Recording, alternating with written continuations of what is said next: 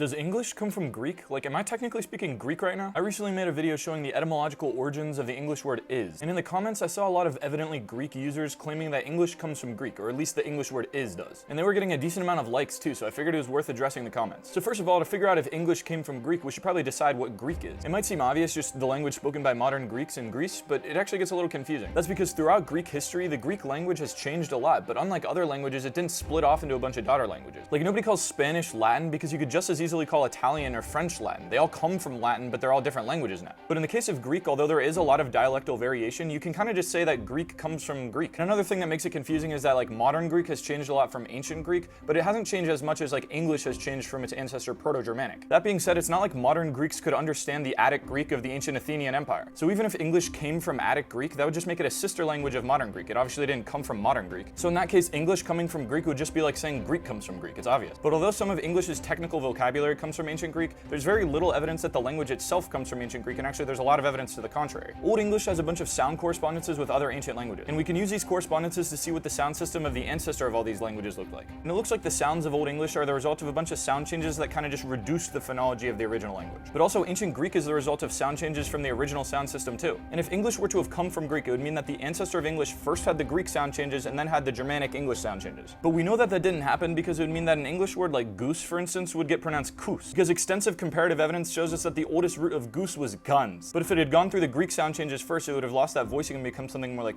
kans, and then all the other sound changes. But we don't have koos or hoos, we have goose. And yeah, those Greek sound changes didn't change the Greek word for is that much over time. And it still kind of sounds like Proto-Indo-European hesti, but that doesn't mean that English comes from Greek, it just means that it changed the word for is a little bit more from Proto-Indo-European than Greek did.